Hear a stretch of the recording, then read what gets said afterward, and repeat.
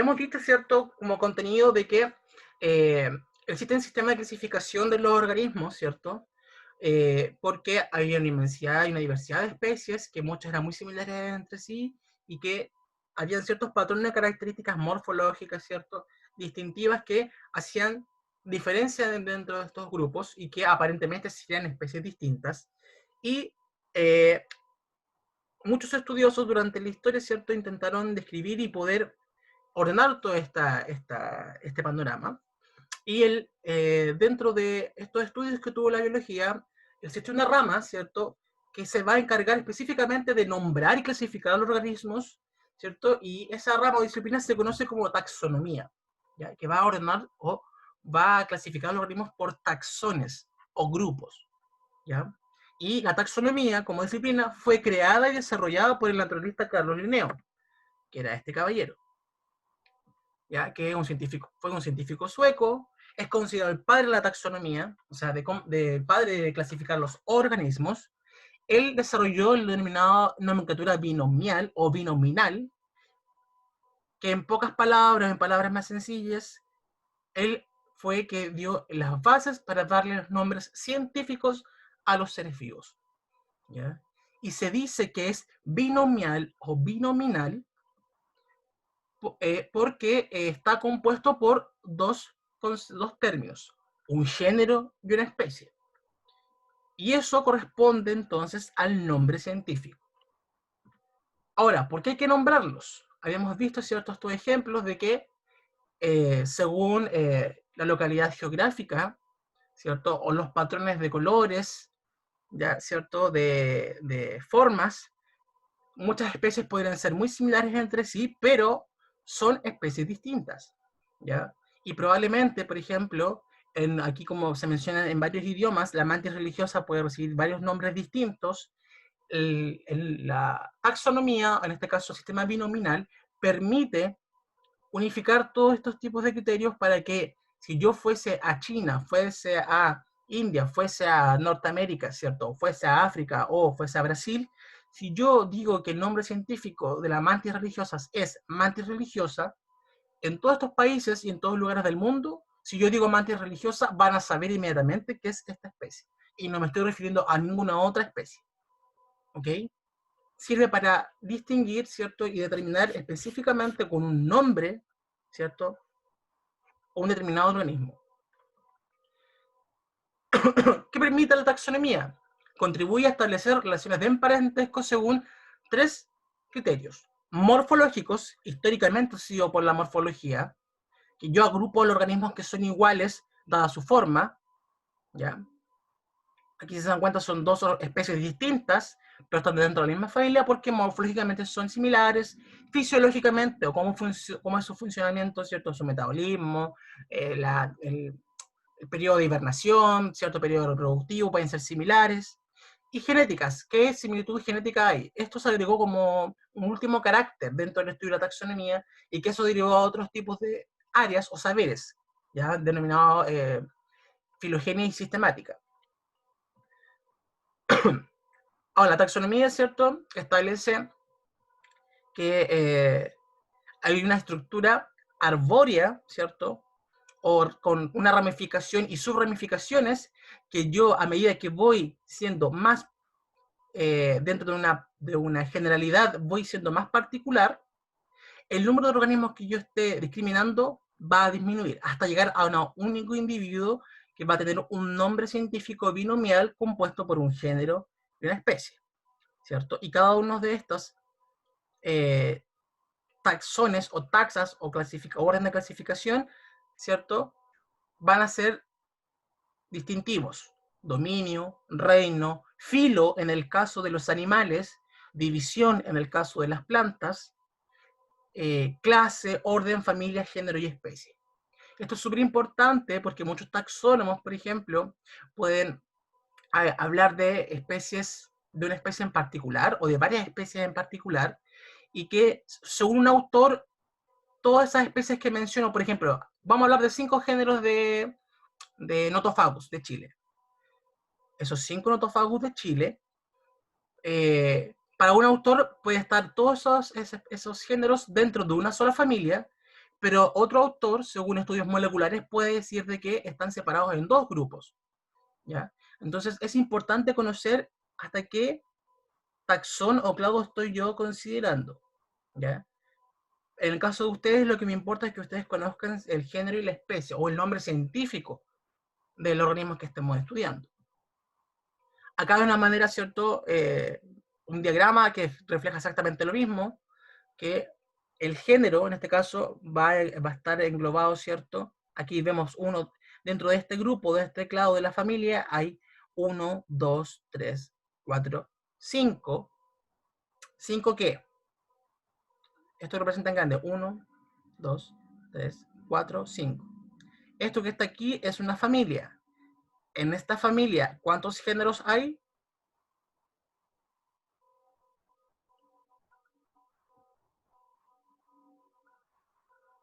¿Cuántos géneros hay? 2. 5. Yo veo 5. Aquí veo 1, 2, 3, 4, 5. Y por ejemplo, aquí marco dos géneros. Pero por ejemplo, este género que está aquí tiene solamente una especie.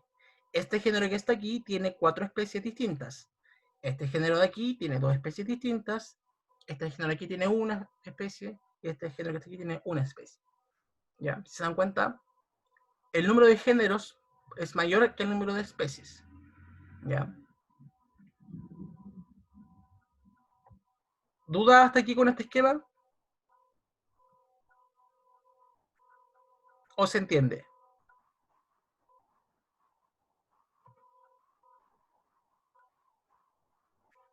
Por ejemplo, si yo quisiera ver de la familia Notofagaceae, que hay otros grupos aquí también, que son otros géneros, pero por ejemplo quiero ver solamente el género Notophagus.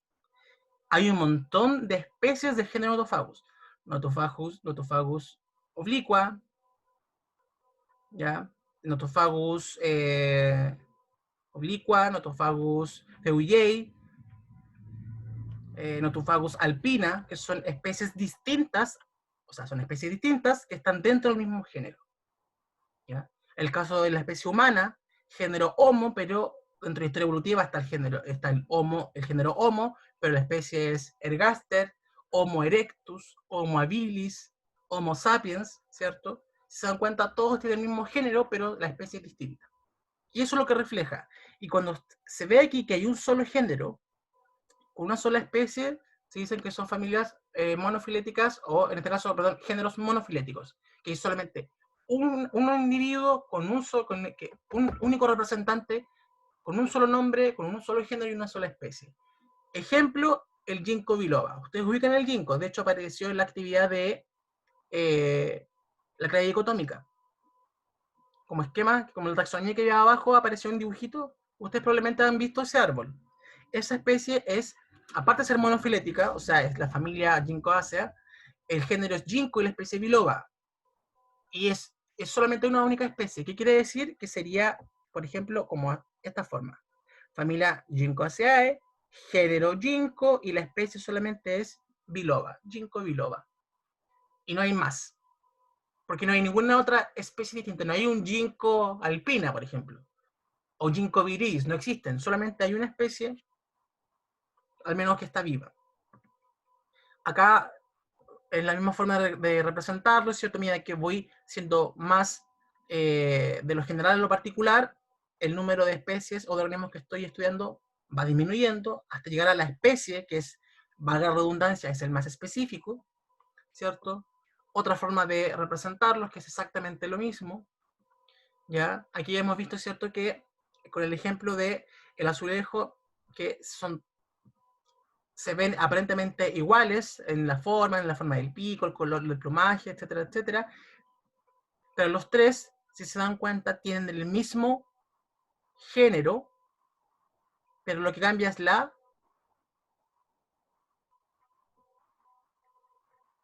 ¿qué cambia?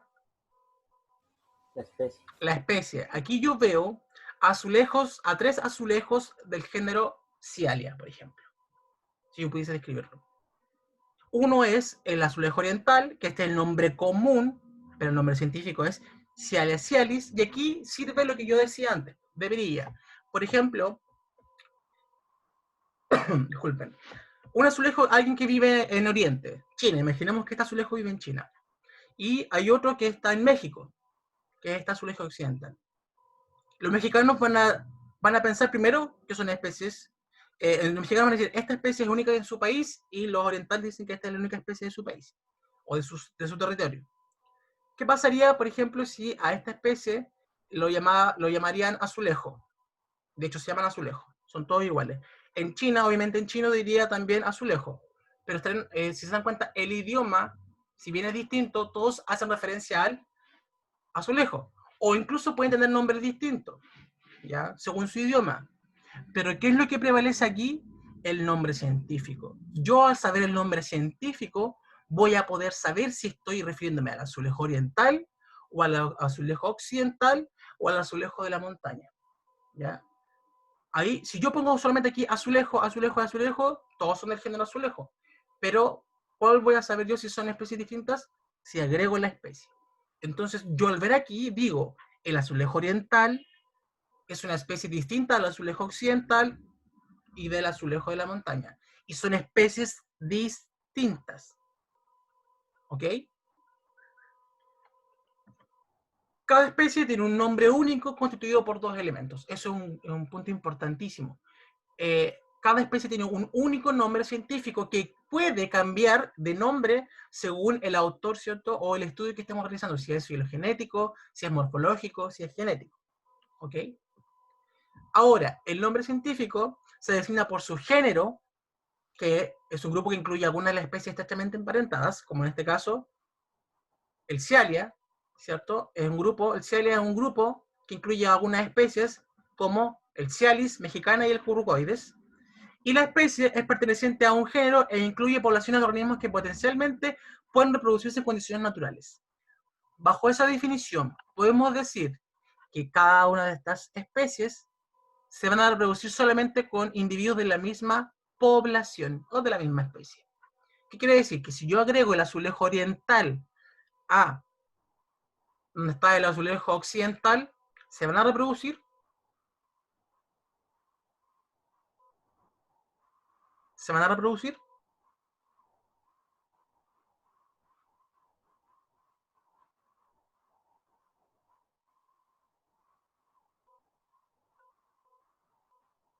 ¿Cómo, profe? ¿Se van a No, reproducir? No, ¿por qué no? porque no son de la misma especie. Son especies distintas. ¿Ya? E incluso puede que genéticamente tenga 44 cromosomas y este igual tenga 44 cromosomas. Pero, por ejemplo, el azulejo occidental se reproduce en enero y el oriental en marzo. Y si yo agrego a este compadre en enero, este no está ni con reproducirse, pero este sí. ¿Ya? Entonces, tienen también un comportamiento, su etología es distinta. Quizás su canto para atraer a la hembra o al macho, dependiendo, también es distinto.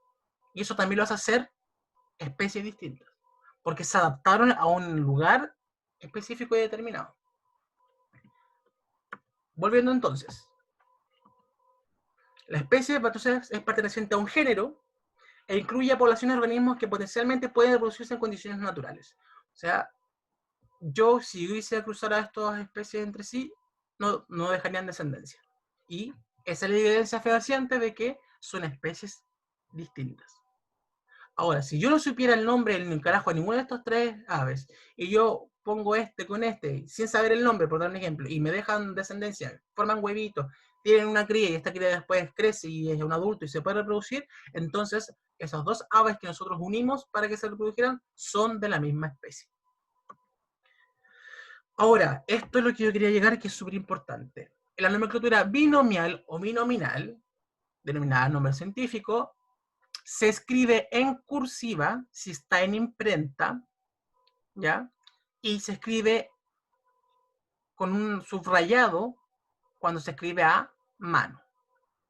Si yo escribo esto así en un computador, tengo que dejarlo en cursiva. Si yo esto lo escribo en una hoja, por ejemplo, Homo sapiens, en un cuaderno yo estoy obligado a escribir Homo sapiens y subrayar el nombre. No lo van a escribir de manera cursiva en el cuaderno, por dar un ejemplo. Tienen que ponerlo solamente, escribirlo tal cual, como obviamente con el género con mayúscula, se inicia con mayúscula, pero Homo se subraya, está el espacio aquí, y luego el sapiens se subraya. ¿Ya? Y el nombre común o vulgar de Homo sapiens es el humano. ¿Ya? Pero ustedes saben que esto, según el idioma, puede variar el nombre. ¿Cómo se dice ser humano o persona en cada país? Pero si yo voy a China y digo Homo sapiens, si yo voy a Italia y digo Homo sapiens, si yo voy a México y digo Homo sapiens, si voy a Tailandia y digo Homo sapiens, estoy refiriéndome a el ser humano. Por eso es importante este nombre científico, y una de sus particularidades es que está escrito en latín, una lengua muerta, por lo que no se puede, por lo que no cambia, no es dinámico, no cambia de un día para otro. ¿Ya? Entonces, esa es una de las reglas que tiene. Por eso los nombres científicos tienen unas terminologías tan raras. Y por lo general tienen un significado. En el caso del Homo sapiens es hombre que sabe. ¿Ya? El género, entonces, voy a repetir, empieza con mayúscula, y eso es sustantivo, por lo general, y la especie empieza con minúscula. Muchos me escribieron, hipotéticamente, si mencionáramos este ejemplo, muchos me escribieron sapiens con S mayúscula, ambos en cursiva, pero si ustedes agregan aquí una S, yo, ¿qué voy a leer? Género Homo, género Sapiens. Y el Sapiens no es un género, es una especie. ¿Ya? ¿Qué pasa? Algunas veces se apostrofa. ¿Qué quiere decir? Voy a adelantar un poco porque creo que aquí había un ejemplo. No está el ejemplo. Pero, ¿qué pasa? Por ejemplo, si yo quiero mencionar a varias especies del género Homo, por ejemplo, Homo habilis, Homo ergaster, Homo erectus, yo agrego una H, un punto, y agrego la especie. Pero ahí tienen que tener cuidado que usted al escribirlo en un documento, por ejemplo en un Office, si escribo, por ejemplo, H.sapiens, la S automáticamente me sale en mayúscula. Y ahí ustedes deben tener el cuidado de cambiarlo a minúscula, por dar un ejemplo. ¿Ok? Un ejemplo en las plantas, nombre común, diente de león o achicoria amarga. Nombre científico, el género es Taraxacum, que significa hierba amarga. ¿Qué quiere decir que sea un género en este caso? Que pueden haber varias especies distintas de Taraxacum. Y officinale, que una cualidad que tiene es de que es medicinal. Es una planta amarga pero medicinal. Acompañado de Linneo, que es el apellido de quien lo describió, le dio el nombre científico y el año en que lo hizo. ¿Ya? Esto es súper importante que lo tengan en consideración en su estructura, ¿ya?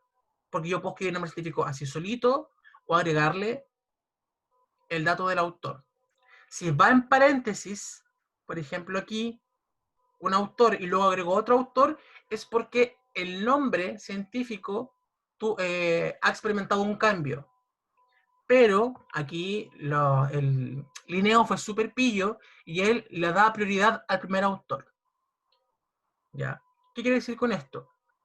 Les había mencionado el ejemplo del espino, que el nombre científico del espino lo hizo el señor Abate Molina, lo describió y lo vio y lo llamó Acacia caven. Dijo, una acacia, género acacia, especie caven.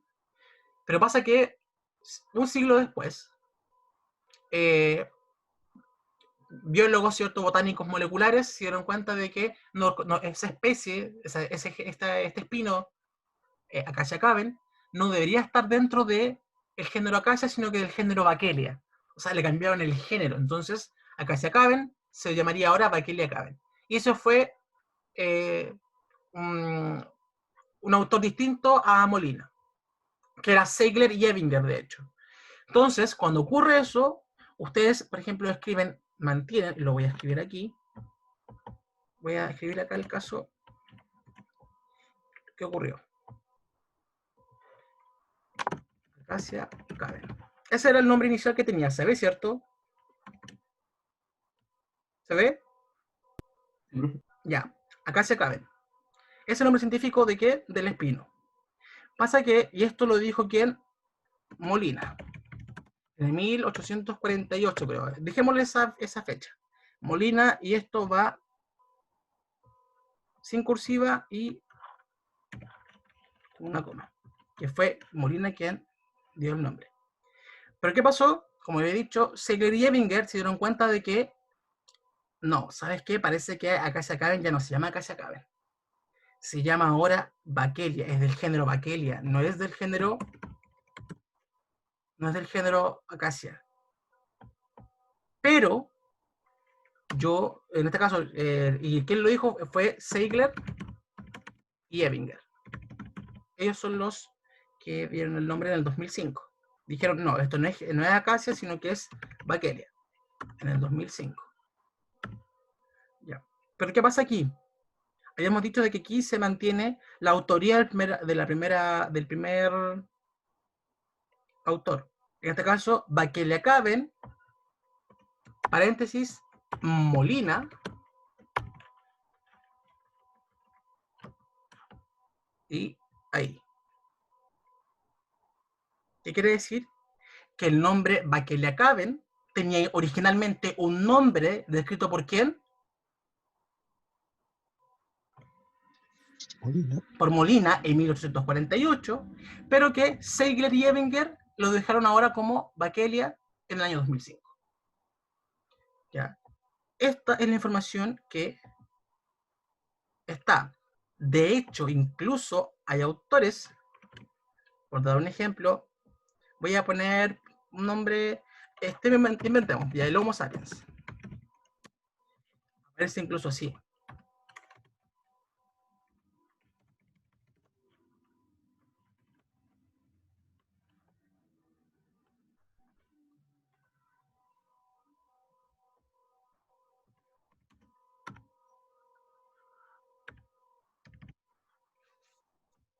Por dar un ejemplo.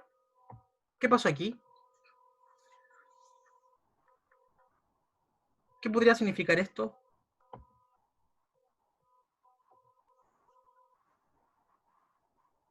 Que volvió a modificar el nombre, o sea, el mismo autor. El mismo autor. Exacto.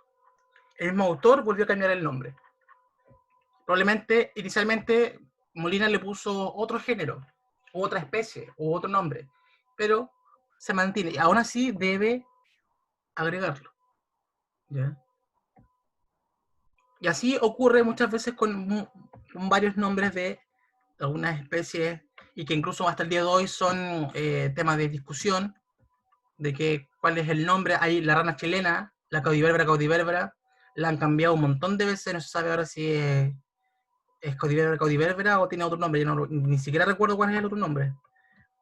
Y así muchas otras especies se han discutido el nombre más que nada por el autor, porque un autor dice que es una cosa, otro dice que es otra cosa. Y así. ¿Ya? Ahora, la unidad fundamental de clasificación, ¿cierto? Para las especies, o sea, de los organismos, va a ser siempre la especie. ¿Ya? La especie, estoy hablando del individuo, ¿ya? Que es una especie que se va a reproducir solamente con individuos de la misma población, ¿cierto? Y van a dejar descendencia. Y corresponde, por definición, una de las tantas definiciones que tiene la especie, como la unidad biológica de agrupación de seres en las que todos sus miembros son capaces de aparearse entre sí y producir crías viables y fértiles. Y ya hemos visto el ejemplo, ¿cierto?, del caballo y el burro, ¿cierto?, que el caballo tiene 64 cromosomas, el burro 62 cromosomas, se unen, ¿cierto?, el óvulo con el espermatozoide, la mitad se reduce, ¿cierto?, por meiosis y va a producir una mula con 63 cromosomas. ¿Qué pasa aquí?